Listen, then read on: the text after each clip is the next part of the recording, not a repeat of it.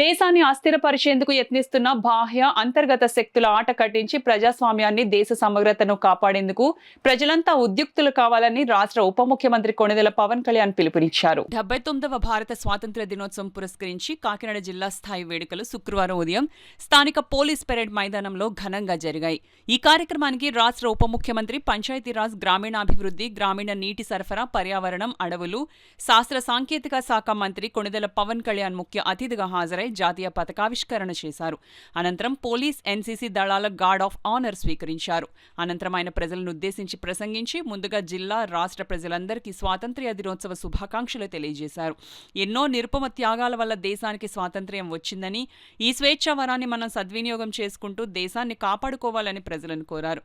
దేశ స్వేచ్ఛ కోసం నాటి సమరయోధులు అనుభవించిన కష్టాలను, దేశ విభజన కారణంగా నిర్వాసిత ప్రజలు ఎదుర్కొన్న హింసను మరిచిపోవద్దని, ఏటా జరుపుకునే స్వాతంత్ర్య దినోత్సవాలను ఒక ఆనవాయితీలా కాకుండా దేశాన్ని పదిలపరుచుకోవాల్సిన బాధ్యతతో, నిబద్ధతతో జరుపుకోవాలని పిల్లలను, పెద్దలను ఆయన కోరారు. నేడు దేశ సమగ్రతను, సుస్థిరతను దెబ్బతీసేందుకు ఇంటా బయట ప్రచన్న శక్తులు కుయుక్తులతో పొంచి ఉన్నాయని, వాటిని త్రిప్పికొట్టేందుకు ప్రజలు అప్రమత్తం కావాలని కోరారు. శాంతి భద్రతలు సుస్థిరంగా ఉన్నప్పుడే పెట్టుబడులు తరలివచ్చి దేశ, రాష్ట్ర అభివృద్ధి సాధ్యమవుతుందని, అందుకు కేంద్ర, రాష్ట్ర ప్రభుత్వాలు చేస్తున్న కృషికి ప్రజలందరూ తోడ్పాటు అందించాలని ఉప ముఖ్యమంత్రి కోరారు. ప్రధానమంత్రి నరేంద్ర మోడీ, రాష్ట్ర ముఖ్యమంత్రి నారా చంద్రబాబు నాయుడుల నేతృత్వంలో దేశం, రాష్ట్రం ప్రగతి పదంలో శరవేగంగా ముందుకు సాగుతున్నాయని తెలుపుతూ ప్రజా సంక్షేమం, అభివృద్ధి లక్ష్యంగా రాష్ట్రంలోని, జిల్లాలోనూ అమలవుతున్న వివిధ కార్యక్రమాలను ఉప ముఖ్యమంత్రి పవన్ కళ్యాణ్ వివరించారు. అనంతరం ఆయన పోలీస్ దళాల మార్చ్ పాస్ ను, వేడుకల సందర్భంగా వివిధ శాఖలు ప్రదర్శించిన శకటాలను, స్టాళ్లను, పాఠశాల విద్యార్థులు ప్రదర్శించిన సాంస్కృతిక కార్యక్రమాలను తిలకించి ఉత్తమ సేవలు అందించిన అధికారులు, సిబ్బంది, ప్రతిభా విశిష్ట వ్యక్తులు, స్వచ్ఛంద సేవకులకు పురస్కారాలను, ప్రశంసా పత్రాలను అందజేశారు.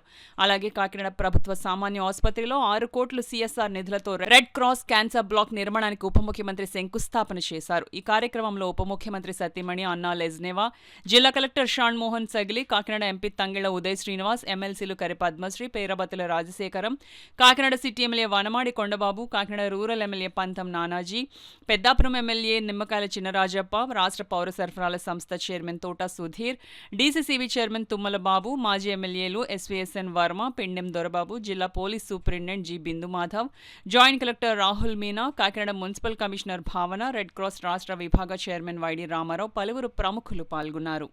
ఎప్పుడైతే భారతదేశం అంతర్గతంగా బలహీనపడద్దో, ఒక కోటని దెబ్బ కొట్టాలంటే బయటోడు కొట్టడం కంటే కూడా లోపల ఉన్నోడు తలుపు తీస్తే వచ్చే నష్టం ఎక్కువ.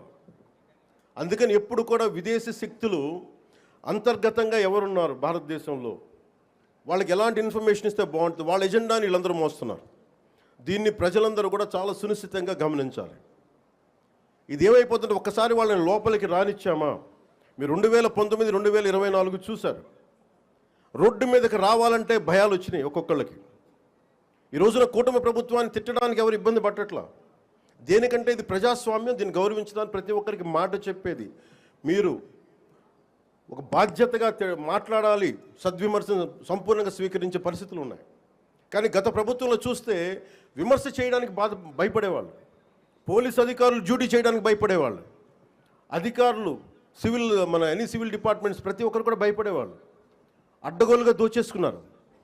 ఇవన్నీ కూడా విదేశీ శక్తులకి ఇది ఆలవాలం అయిపోద్ది. వారికి కనుసైగలు వీళ్ళందరూ మెలుగుతున్నారు. వీళ్ళందరూ అలా చూడాలి దీన్ని. అందుకని ప్రజల్ని నేను కోరుకునేది, ఈ 79వ స్వాతంత్ర దినోత్సవ శుభ సందర్భంగా మీరు అంతర్గత శత్రువుల్ని ఒక కంట ఇప్పుడు మీరు కనిపెట్టి ఉండాలి. నేను కాకినాడ పోర్టు విషయంలో కూడా నేను అంత గొంతెత్తడానికి కారణం, చాలా మనం ఎందుకులే మనం వదిలేస్తా ఉన్నాం.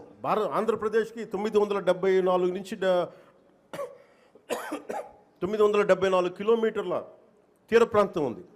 ఇది మన పెట్టుబడులకి చాలా మంచిది. కానీ అది ఒకసారి మనం సరిగ్గా లేకపోతే అది బలహీనత కూడా అయిపోతుంది.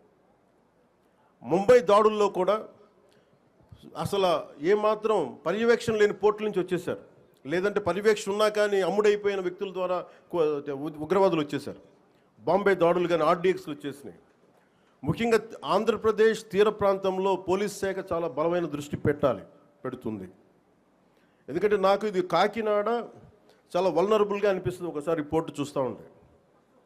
కలెక్టర్ గారికి తెలుసు, ఎస్పీ గారికి తెలుసు, రాష్ట్ర డీజీపీ గారికి తెలుసు. ఇక్కడ విపరీతంగా డీజిల్ అక్రమ రవాణాలు జరుగుతూ ఉంటాయి. దీన్ని చాలా బలంగా ఎదుర్కోవాల్సిన అవసరం ఉంది. ఓన్లీ బియ్యమే కదా, డీజిలే కదా అని మనం వదిలేస్తే ఒకసారి దోపిడీ, ఒకసారి స్మగ్లింగ్ అలవాటైన వాళ్ళకి బయట నుంచి వెపన్స్ వచ్చే అవకాశాలు ఉంటాయి, బాంబులు తీసుకొచ్చే అవకాశాలు ఉంటాయి. వీటన్నిటిని కూడా ఒక చాలా ఏమరపాటుగా ప్రతి ఒక్కళ్ళు ఉండాలి.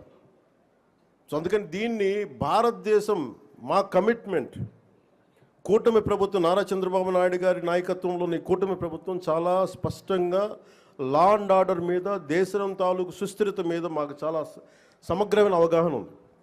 ఎక్కడ కూడా కరప్షన్ ఉన్న చోట ఆటోమేటిక్గా దేశం బలహీనపడుద్ది. అలాంటి పరిస్థితుల్లో లేకుండా ఉండాలని మేము సాయశక్తిలో ప్రయత్నం చేస్తాం. వాటన్నిటికంటే కూడా ప్రజలు నేను కోరుకునేది, మీరు ఎరుకుతో ఉన్నంత కాలం అంటే డెమోక్రసీ ఈజ్ ఎటర్నల్ విజిలెన్స్ అంటే మీరు నిరంతర పహారా కాస్తే తప్ప ప్రజాస్వామ్యం బలపడదు. అందుకని మీరందరూ నిరంతరమైన విజిలెన్స్తో ఉండాలి, నిరంతరం ఇప్పుడు ఒక పహారా మనస్తత్వంతో ఉండాలి అనేది నేను మీ అందరికీ కోరుకుంటా ఉన్నాను. అంటే ఇవన్నీ మనం ఎక్కడో కాశ్మీర్లో జరిగిన ఇష్యూస్ మనకేంటి అనుకుంటే, ఆపరేషన్ సింధూర్ మన వైజాగ్లోను, మన కావల్లో, నెల్లూరు జిల్లా కావల్లోనూ ఉగ్రవాదులు చాలా దారుణంగా కాల్చి చంపేశారు. దానికి బిఫిటింగ్ రిప్లై ఇచ్చాం, చాలా బలమైన రిప్లై ఇచ్చాం. కానీ మనం పెట్టుకోవాల్సింది, మన లోపల ఉన్న దేశాన్ని సుస్థిరతని దెబ్బతీసే ప్రతి ఒక్క వ్యక్తిని కూడా మనం దృష్టి పెట్టాలి, దృష్టి సారించాలి. ఇది ప్రతిసారి ప్రభుత్వం, పోలీస్ అధికారులు అనే కంటే కూడా ప్రతి ఒక్క పౌరుడి బాధ్యత ఇది. నేను నా వంతు బాధ్యతను నిర్వర్తిస్తున్నాను. అలాగే ప్రతి ఒక్కరు కూడా మీ వంతు బాధ్యతని నిర్వర్తించాల్సిందిగా మనస్ఫూర్తిగా నేను కోరుకుంటా ఉన్నాను.